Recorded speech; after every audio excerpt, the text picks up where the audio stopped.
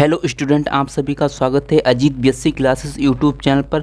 आज की वीडियो में हम आपको बताने जा रहे हैं BSc second semester geology theory paper की जो यूनिट फर्स्ट है उसके हम सारे एमसीक्यू बताएंगे जो कि आपकी परीक्षा के लिए सबसे ज़्यादा महत्वपूर्ण है।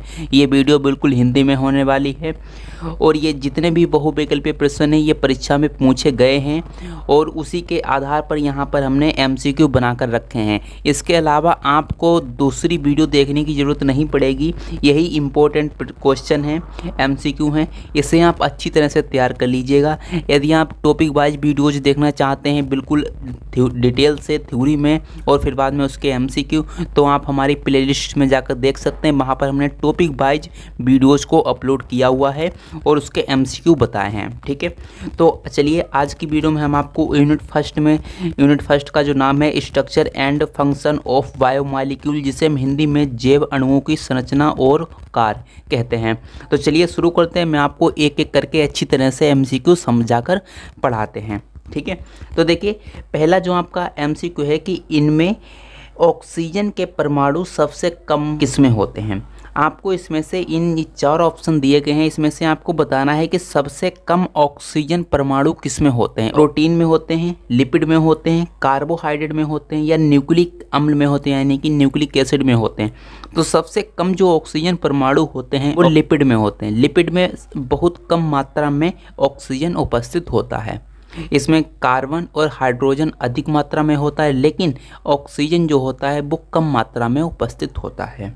अब दूसरा आपका एमसीक्यू है कि बहुलकीकरण में मोनोसेकेराइड के अणु किस बंध द्वारा एक दूसरे से जुड़ते हैं। जब हम काफ़ी बड़े बड़े मॉलिक्यूल्स यानी कि बहुत बड़ी बड़ी संरचनाएं बनाते हैं तो जो मोनोसेकेराइड के जो अणु होते हैं वो किस बंध के द्वारा एक दूसरे से जुड़ते हैं, तो वो बंध होता है ग्लाइकोसिडिक बॉन्ड। ग्लाइकोसिडिक बॉन्ड के द्वारा जो मोनोसेकेराइड के जो अणु होते हैं वो आपस में जुड़ते हैं और काफ़ी बड़ी संरचना बन जाती है, जिसे हम बहुलकीकरण बोलते हैं यानी कि पॉलीमराइजेशन बोलते हैं। और ये सारे के सारे ऑप्शन गलत हैं। और यहाँ पर तीसरा जो आपका एमसीक्यू है कि ग्लाइकन्स किसे कहते हैं। ग्लाइकन्स जो होते हैं हम किसे कहते हैं, प्रोटीन को कहते हैं, ओलिगोसेकेराइड को कहते हैं या पॉलीसेकेराइड या डाइसेकेराइड को। तो हम पॉलीसेकेराइड को एक दूसरे नाम से जानते हैं जिसे हम ग्लाइकन्स कहते हैं। ये कई बार परीक्षाओं में पूछा जा चुका है, इसीलिए मैंने बताया है। और यहाँ पर जो चौथा एमसीक्यू है कि ग्लाइकोसिडिक बॉन्ड, ग्लाइकोसिडिक एक बंध होता है, निम्नलिखित में से किसे जोड़ते हैं, यानी कि ग्लाइकोसिडिक बॉन्ड जो होता है वो किसे जोड़ता है, मोनोसेकेराइड अणु को, ओलिगोसेकेराइड को, डाइसेकेराइड को और पॉलीसेकेराइड को। बताइए, मोनोसेकेराइड जो होता है इसके बीच में ग्लाइकोसिडिक बॉन्ड होता है जिसकी मदद से काफ़ी बड़ी संरचनाएं बनती हैं, अभी मैंने आपको बताया। ठीक है, तो जो ग्लाइकोसिडिक बॉन्ड होता है वो मोनोसेकेराइड के अणुओं को जोड़कर रखता है।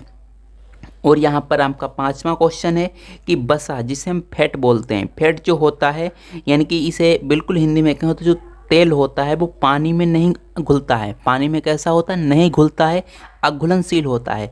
लेकिन किस में घुलनशील होता है, किस में घुल जाता है, तो कार्बनिक घोलक जो होते हैं यानी कि कार्बन से बने हुए कुछ घोलक होते हैं। कुछ जैसे हमने पानी लिया, पानी में कुछ कार्बनिक जो पदार्थ होते हैं उनको मिला दिया और फिर हम वसा को जब घोलेंगे तो वसा घुल जाएगी। तो जो कार्बनिक घोलक होते हैं उनमें वसा जो होती है यानी कि जो फैट होता है, यानी बिल्कुल हिंदी में कहें तो तेल जो होता है वो घुल जाता है किसमें, कार्बनिक घोलक में। ठीक है, और जो आपका छठा क्वेश्चन है कि पॉलीसेकेराइड है। पॉलीसेकेराइड जो होता है, जैसे हम कार्बोहाइड्रेट पढ़ते हैं तो कार्बोहाइड्रेट का एक टाइप है जिसे हम पॉलीसेकेराइड बोलते हैं। यदि आपने नहीं पढ़ा है तो आपको नहीं पता होगा। तो जो पॉलीसेकेराइड होता है उसका कौन कौन से एग्जाम्पल होते हैं वो यहाँ पर बताए गए हैं। जैसे पॉलीसेकेराइड क्या है, सेलुलोज है, ग्लूकोज है, सुक्रोज है या प्रोटीन है। तो यहाँ पर जो पॉलीसेकेराइड को जो एग्जाम्पल होता है वो सेलुलोज होता है, तो इसका जो राइट आंसर हो जाएगा सेलुलोज। ठीक है, अब यहाँ पर अगला क्वेश्चन देखते हैं। यहाँ पर आपका जो 7वां प्रश्न है कि स्वस्थ मनुष्य यानी कि स्वस्थ जो ह्यूमन होता है, यहाँ पर गलत लिखा है मनुष्य, यहाँ पर इस तरह से लिखा जाता है। ठीक है। तो स्वस्थ मनुष्य यानी कि ह्यूमन को प्रतिदिन कितनी ऊर्जा की आवश्यकता होती है, यानी कि जो स्वस्थ मनुष्य होता है, एक हेल्दी ह्यूमन की बात करते हैं, तो वो प्रतिदिन यानी कि डेली कितनी ऊर्जा की उसे आवश्यकता होती है, नॉर्मल कार्य करने में उसे कितनी ऊर्जा की आवश्यकता होती है, तो 2900 किलो कैलोरी की आवश्यकता होती है। कितनी होती है? 2900 किलो कैलोरी ऊर्जा की आवश्यकता होती है, जिससे वो मनुष्य जो है वो अच्छी तरह से कार्य कर रहता है। ठीक है। तो यहाँ पर जो 8वां जो प्रश्न आपका है कि ग्लाइकोजन कहाँ संचित होता है। संचित का मतलब कहाँ पर इकट्ठा होता है। तो जो ग्लाइकोजन होता है यकृत में इकट्ठा होता है। दूसरा ऑप्शन है यकृत व पेशी में इकट्ठा होता है, पेशी यानी कि मसल्स। और जो तीसरा है कि रुधिर में इकट्ठा होता है, जिसे हम ब्लड बोलते हैं इंग्लिश में। और डी है कि पेशियों में इकट्ठा होता है। तो जो ग्लाइकोजन होता है वो यकृत यानी कि जो लीवर होता है और जो मसल्स होती है, इन दोनों में ग्लाइकोजन जो होता है वो इकट्ठा रहता है, यानी कि संचित रहता है। ये बात आपको 8वां प्रश्न जो है काफ़ी ज़्यादा इम्पोर्टेंट है, परीक्षाओं में पूछा गया है। अब हम 9वां प्रश्न देखते हैं कि हमारे शरीर में ऊर्जा सबसे ज़्यादा किस पदार्थ में होती है। यानी कि हमारे शरीर में जो भी कंपोनेंट होते हैं, जैसे विटामिन हो गया, प्रोटीन हो गया, वसा हो गया, ग्लाइकोजन हो गया और कार्बोहाइड्रेट हो गया, और भी बहुत सारे पदार्थ होते हैं हमारे बॉडी में। तो सबसे ज़्यादा ऊर्जा किस पदार्थ में होती है, ये आपको बताना है। तो सबसे ज़्यादा जो ऊर्जा होती है वो वसा में होती है, जिसे हम इंग्लिश में लिपिड बोलते हैं। तो लिपिड में सबसे ज़्यादा ऊर्जा पाई जाती है। ओके। 10वां जो प्रश्न है कि स्तनधारियों में कार्बोहाइड्रेट संचय किस रूप में होता है। यानी कि जो स्तनधारी होते हैं, जिसे हम इंग्लिश में मैमल्स बोलते हैं, जो दूध पिलाने वाले जो जीव जंतु होते हैं, उसमें कार्बोहाइड्रेट का संचय किस रूप में होता है। यानी कि कार्बोहाइड्रेट उनमें क्या होता है, किस रूप में इकट्ठा होता है। तो बताइए किस रूप में इकट्ठा होता है। यकृत में यानी कि लीवर में ग्लाइकोजन के रूप में, पेशियों एवं स्प्लीन जिसे हम पीलिया या तितली बोलते हैं, उसमें ग्लाइकोजन के रूप में, पेशियों में लैक्टिक एसिड के रूप में। ठीक है, पेशियों में लैक्टिक एसिड के रूप में इकट्ठा होता है क्या। यकृत एवं पेशियों में ग्लाइकोजन के रूप में। तो यहाँ पर जो ऑप्शन है आपका वो डी सही हो जाएगा कि यकृत और पेशियों में ग्लाइकोजन के रूप में क्या होता है, कार्बोहाइड्रेट का संचय होता है, यानी कि कार्बोहाइड्रेट इकट्ठा होता है। ये बात आप समझ में आ चुकी है। 10वां प्रश्न, यहाँ पर जो प्रश्न होते हैं वो घुमा घुमा के बनाए जाते हैं, इसीलिए आपको थ्योरी यदि पता होगी अच्छी तरह से तो आप इन सारे प्रश्नों को अच्छी तरह से हैंडल कर ले जाएंगे। तो यदि आपने नहीं देखी ये वीडियोज़ को जो बिल्कुल मैंने डिटेल से बताया, तो आप प्लेलिस्ट में जाकर देख सकते हैं। ओके, तो चलिए आगे बढ़ते हैं। आगे यहाँ पर जो 11वां प्रश्न है कि 6 कार्बन यानी कि 6 कार्बन किस में पाए जाते हैं। ग्लूकोज में पाए जाते हैं, फ्रक्टोज में पाए जाते हैं, गैलेक्टोज में पाए जाते हैं, या इन तीनों में पाए जाते हैं। तो ये ऑप्शन आपका सही हो जाएगा, यानी कि ग्लूकोज, फ्रक्टोज, गैलेक्टोज इन तीनों में 6 कार्बन पाए जाते हैं। और जो मेनोज होता है उसमें भी 6 कार्बन उपस्थित होते हैं। अब यहाँ पर जो 12वां प्रश्न है, 12वां प्रश्न क्या कह रहा है कि मिल्क शुगर किसे कहते हैं। यानी कि जो मिल्क शुगर होता है इसे हम दूसरे नाम से क्या जानते हैं, तो दूसरे नाम से हम लैक्टोज कहते हैं इसे। मिल्क शुगर को हम दूसरे नाम से लैक्टोज के नाम से जानते हैं। ठीक है। तो 13वां जो प्रश्न होता है जो कि परीक्षा में पूछा जाता है कि पाल्मिटिक एसिड में कार्बन की संख्या बताइए। ये नीट में भी पूछा गया था कि पाल्मिटिक एसिड जो होता है, पाल्मिटिक एसिड का मतलब पाल्मिटिक जो अम्ल होता है उसमें कार्बन कितने पाए जाते हैं, उसकी संख्या कितनी होती है। तो उसकी संख्या 16 होती है। हमने यहाँ पर डायरेक्ट आंसर लिख दिया है, यहाँ पर हमने डायरेक्ट आंसर लिख दिया है, ऑप्शन नहीं बनाए हैं। यहाँ पर हमने ऑप्शन नहीं बनाए हैं, डायरेक्ट आंसर ही लिख दिया है, क्योंकि यहाँ पर काफ़ी ज़्यादा टाइम लग जाता है इन ऑप्शंस को लिखने में, और ऑप्शंस का कुछ फ़ायदा नहीं होता है, इसीलिए हमने यहाँ पर डायरेक्ट सीधे के सीधे आंसर ही लिख दिया है। ठीक है, तो आपको घबराना तो बिल्कुल भी नहीं है। इसी तरह से यहाँ पर 16 है तो दूसरा ऑप्शन आपको दिया होगा 15, तीसरा ऑप्शन 14, तो और जो चौथा ऑप्शन है वो 12 दिया होगा।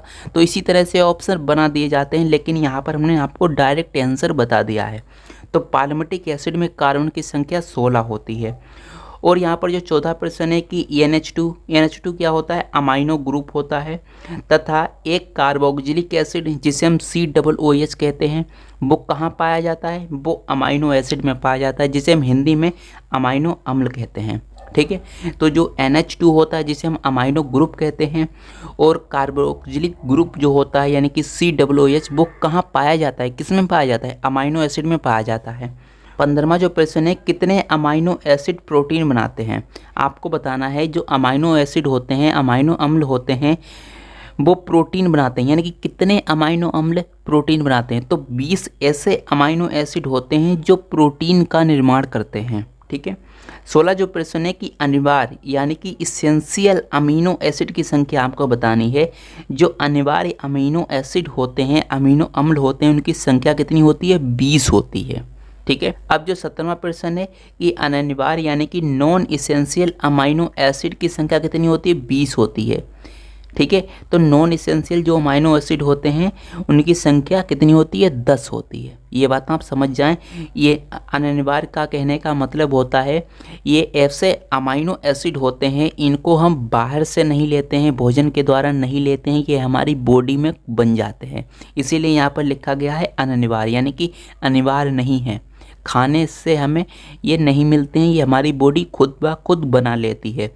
लेकिन जो अनिवार्य अमीनो एसिड होते हैं ये हमें भोजन के द्वारा लेने पड़ते हैं। यदि भोजन खाएंगे तब हमें ये वाले अमीनो एसिड मिल जाएंगे, जिनकी संख्या 20 होती है। ये मैंने थोड़ी सी आपको डिटेल बता दे रहा हूँ ताकि आप समझ पाएँ। और जो 18वां आपका प्रश्न है कि प्रोटीन की कमी से बच्चों में कौन सा रोग हो जाता है, यानी कि प्रोटीन की जब कमी हो जाती है बॉडी में तो कौन सा रोग होता है, ये बच्चों में रोग होता है, ठीक है। तो प्रोटीन की कमी से कौन सा रोग होता है बच्चों में, क्वासिकोर और मेरस्मस, ये 2 ऐसे रोग होते हैं जो कि परीक्षा में कई बार पूछे जाते हैं कि प्रोटीन की कमी से बच्चों में ये 2 रोग पाए जाते हैं। 19वां प्रश्न है कि अमाइनो एसिड जुड़कर कौन सा बॉन्ड बनाते हैं। अमाइनो एसिड जब आपस में जुड़ जाते हैं, जैसे 2 अमाइनो एसिड हैं ये आपस में जुड़ेंगे तो कौन से बॉन्ड से जुड़ेंगे, पेप्टाइड बॉन्ड से जुड़ेंगे। कौन से, पेप्टाइड बंध से जुड़ेंगे, या इंग्लिश में कहें तो पेप्टाइड बॉन्ड से जुड़ेंगे। और 20वां जो प्रश्न है कि इंसुलिन हार्मोन का क्या कार्य होता है। जो इंसुलिन हार्मोन होता है हमारी बॉडी के अंदर, उसका क्या कार्य बताना है आपको। तो उसका जो कार्य होता है ग्लूकोज को बैलेंस करना होता है, यानी कि ग्लूकोज की जो मात्रा होती है उसको बैलेंस करना, उसको नियंत्रित करना होता है, ठीक है। सीधे परीक्षा में पूछा जाता है कि इंसुलिन हार्मोन का कार्य क्या होता है, तो आपको टिक लगा देना है ग्लूकोज को बैलेंस करना, ठीक है। और जो 21वां प्रश्न है कि बायो कैटालाइसिस, यानी कि BIO लिखा है, और कैटालाइसिस जिसे हम हिंदी में जैव उत्प्रेरक बोलते हैं, किसे कहते हैं। तो जैव उत्प्रेरक हम एंजाइम को कहते हैं। एंजाइम क्या करता है, रिएक्शन की दर को बढ़ा देता है, यानी कि अभिक्रिया की दर को बढ़ा देता है। अभिक्रिया जो होती है वो फास्ट हो जाती है जैसे ही हम एंजाइम लगाते हैं। तो जैव उत्प्रेरक जो होता है यानी कि बायो कैटालिसिस होता है, उसमें क्या होता है, एंजाइम होता है, इसे हम एंजाइम कहते हैं। बायो कैटालिसिस को हम एंजाइम के नाम से जानते हैं, ठीक है। और जो 22वां प्रश्न है कि एपो एंजाइम क्या होता है। एपो एंजाइम वाला जो पार्ट होता है वो क्या कहलाता है। एपो एंजाइम जो होता है वो प्रोटीन भाग होता है। और जो 23वां प्रश्न है कि कोफैक्टर क्या होता है। कोफैक्टर जो होता है नॉन प्रोटीन वाला पार्ट होता है, यानी कि नॉन प्रोटीन होता है जिसे हम कोफैक्टर कहते हैं। और जो यहाँ पर 24वां क्वेश्चन है कि कोएंजाइम के उदाहरण बताइए। कोएंजाइम के क्या क्या उदाहरण होते हैं, NAD एंड NADP। ये 2 जो उदाहरण हैं वो किसके उदाहरण है, कोएंजाइम के उदाहरण हैं। और यहाँ पर जो 25वां प्रश्न है कि पावा की फुल फॉर्म आपको बतानी है। पावा की जो फुल फॉर्म कई बार परीक्षा में पूछी जाती है। तो पावा की जो फुल फॉर्म होती है para amino benzoic acid. Para amino benzoic acid जो होती है पावा की फुल फॉर्म होती है, कई बार पूछा गया है। 26वां जो प्रश्न है कि कंप्लीट एंजाइम यानी कि पूर्ण एंजाइम क्या होता है। कंप्लीट एंजाइम या पूर्ण एंजाइम क्या होता है, होलो एंजाइम होता है। क्या होता है, होलो एंजाइम को हम कंप्लीट एंजाइम या पूर्ण एंजाइम के नाम से जानते हैं। और जो RNA एंजाइम पूछा गया कि RNA एंजाइम क्या होते हैं, जो कि RNA से बने हुए होते हैं, जैसे राइबोजाइम हो गया, राइबोन्यूक्लियेज P हो गया और टीलोमेरेज हो गया। तो ये जो एंजाइम होते हैं RNA एंजाइम होते हैं जो कि RNA से बने होते हैं।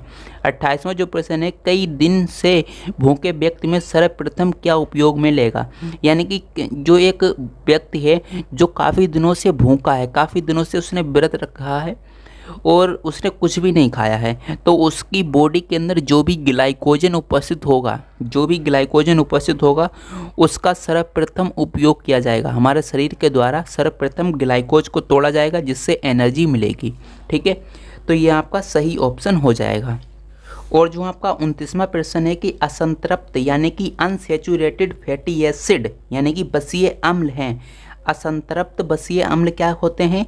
ओलिक एसिड होते हैं। यानी कि इसके बहुत सारे एग्जाम्पल हैं, लेकिन यहाँ पर जो इम्पोर्टेंट एग्जाम्पल है ओलिक एसिड। ओलिक एसिड क्या होता है? असंतृप्त बसीय अम्ल होता है, अनसैचुरेटेड फैटी एसिड होता है। इससे आप याद कर लीजिएगा सीधे सीधे। तीसरा जो प्रश्न है कि वसा में कौन सा एल्कोहल पाया जाता है? जो हमारा फैट होता है उसमें कौन सा एल्कोहल पाया जाता है? ग्लिसरॉल। ग्लिसरॉल जो होता है वो एक एल्कोहल है जो कि हमारे फैट में पाया जाता है, वसा में पाया जाता है। 31वां जो प्रश्न है कि एंजाइम एंड हार्मोन में समानता बताइए। जो एंजाइम होता है और जो हार्मोन होते हैं उसमें समानता क्या है? एंजाइम और हार्मोन में क्या समानता है? तो एंजाइम और हार्मोन में जो समानता है कि सूक्ष्म मात्रा में काम में आते हैं। जो एंजाइम है और जो हार्मोन होता है वो कैसा होता है कि सूक्ष्म मात्रा में काम आता है, यानी कि बहुत कम मात्रा में काम आता है, हमारी बॉडी में कम मात्रा में ये उपयोग में आता है। और जो 32वां प्रश्न है कि सभी पाचन एंजाइम होते हैं, यानी कि जितने भी पाचन एंजाइम होते हैं वो क्या होते हैं? जल अपघट्ट होते हैं, यानी कि हाइड्रोलाइसिस होते हैं। जब जो भी पाचन एंजाइम होता है जब हम उसे एक्टिव करते हैं तो वहाँ से वाटर रिलीज होता है, इसीलिए हम इसे क्या बोल देते हैं? जल अपघट्ट एंजाइम होते हैं। 33वां जो प्रश्न है कि एंजाइम जो प्रोटीन पचाते हैं। ऐसे एंजाइम आपको बताने हैं कि जो प्रोटीन का पाचन करते हैं। तो ऐसे एंजाइम कौन से हैं? जैसे ट्रिप्सिन हो गया, पेप्सिन हो गया, ये ऐसे एंजाइम होते हैं जो कि प्रोटीन का पाचन करते हैं। 34वां जो प्रश्न है कि एंजाइम शब्द कौन से वैज्ञानिक ने सर्वप्रथम दिया था? तो जो एक कुन्हे नाम के वैज्ञानिक थे जिन्होंने एंजाइम शब्द दिया था। 35वां जो प्रश्न है कि पेट यानी कि स्टमक, जिसे हम अलग नाम से जानते हैं अमाशय। अमाशय में कौन सी कोशिका एंजाइम बनाती है? अमाशय में कौन सी ऐसी कोशिका जो होती है वो एंजाइम का निर्माण करती है? तो चीफ सेल्स होती है जिसे हम जाइमोजन सेल्स के नाम से भी जानते हैं। तो अधिकतर परीक्षा में चीफ सेल्स ही पूछा जाता है कि चीफ सेल्स जो होती है वो कैसी होती है? अमाशय में पाई जाती है जो कि एंजाइम का निर्माण करती है। किसका? एंजाइम का निर्माण करती है। 36वां जो प्रश्न है कि जठर रस में पाया जाने वाला एंजाइम है। जो जठर रस होता है जिसे हम गैस्ट्रिक जूस बोलते हैं, तो गैस्ट्रिक जूस में कौन सा एंजाइम होता है जो पाया जाता है? पेप्सिन होता है, वो पाया जाता है। और भी पाए जाते हैं लेकिन यहाँ पर हमने सिर्फ आपको पेप्सिन ही बताया है जो कि इम्पोर्टेंट है। 37वां जो प्रश्न है कि एंजाइम को दूसरे नाम से जानते हैं। एंजाइम को और दूसरे नाम से क्या जानते हैं? प्रोटीन। प्रोटीन ही क्या होते हैं? एंजाइम होते हैं, और एंजाइम ही क्या होते हैं? प्रोटीन होते हैं। ठीक है, यानी कि एंजाइम को हम दूसरे नाम से प्रोटीन जानते हैं, यानी कि प्रोटीन को हम एंजाइम कह देते हैं और एंजाइम को हम प्रोटीन कह देते हैं। इसके कुछ अपवाद हैं वो यहाँ पर आपको अभी नहीं जानने हैं। और यहाँ पर 38वां जो प्रश्न है कि एंजाइम अधिक क्रियाशील कब होता है? एंजाइम जो होता है वो अधिक क्रियाशील कब होता है? कब अधिक कार्य करता है? ये जब अधिक कार्य करता है जब नियत पीएच होता है, यानी कि पीएच का मान नियत होता है, कांस्टेंट होता है, और ताप क्या होता है? वो भी कांस्टेंट होता है। तब क्या होता है? एंजाइम जो होता है वो अधिक क्रियाशील होता है, अधिक कार्य कर देता है अच्छी तरह से। 39वां जो प्रश्न है कि एंजाइम की क्रियाशीलता निर्भर करती है। एंजाइम जो होता है उसकी क्रियाशीलता यानी कि वो किस प्रकार से रिएक्शन करता है, उसकी जो क्रियाशीलता होती है वो किस पर निर्भर करती है? कार्य करने की जो दर होती है वो किस पर निर्भर करती है? वो सबस्ट्रेट की उपस्थिति पर निर्भर करती है, यानी कि सबस्ट्रेट होगा तब वहाँ पर जो क्रियाशीलता होगी वो सबस्ट्रेट पर निर्भर करेगी। जैसा सबस्ट्रेट होगा उसी तरह से एंजाइम जो होगा वो कार्य करेगा। तो इस प्रकार से जो एंजाइम की क्रियाशीलता होती है वो सबस्ट्रेट की उपस्थिति पर, सबस्ट्रेट की प्रेजेंस में कार्य करती है, यानी कि निर्भर रहती है। तो इस प्रकार से हमने आपको 39 क्वेश्चंस बता दिए हैं जो कि आपकी यूनिट फर्स्ट के हैं। देखिए ये आपकी जो BSc second semester geology theory paper की जो यूनिट फर्स्ट है जिसका नाम है structure and function of biomolecule, जिसे हम हिंदी में जैव अणुओं की संरचना और कार्य कहते हैं। तो इसके हमने सारे के सारे एमसीक्यू आपको बता दिए हैं, जिसे हम मल्टीपल चॉइस क्वेश्चन या ऑब्जेक्टिव क्वेश्चन या बहुविकल्पीय प्रश्न कह देते हैं। तो ये काफ़ी ज़्यादा इम्पोर्टेंट प्रश्न है, इसे आप अच्छी तरह से याद कर लीजिएगा। यदि आपने बिल्कुल भी तैयारी नहीं की है तो इतने सारे प्रश्न मैंने आपको बता दिए, ये पास कराने के लिए आपको बहुत हैं। ठीक है, तो आई होप आप समझ पाए होंगे, मैंने आपको अच्छी तरह से बता दिया है। यदि आप सारी वीडियोज़ को देखना चाहते हैं तो आप हमारी प्लेलिस्ट में जाकर देख सकते हैं। अलग अलग प्लेलिस्ट बनी हुई है, BSc first year first semester की अलग है, सेकंड सेमेस्टर की अलग है, तो आप वहां पर जाकर देख सकते हैं। तो चलिए अब हम मिलते हैं अगली वीडियो में, जब तक के लिए जय हिंद जय भारत।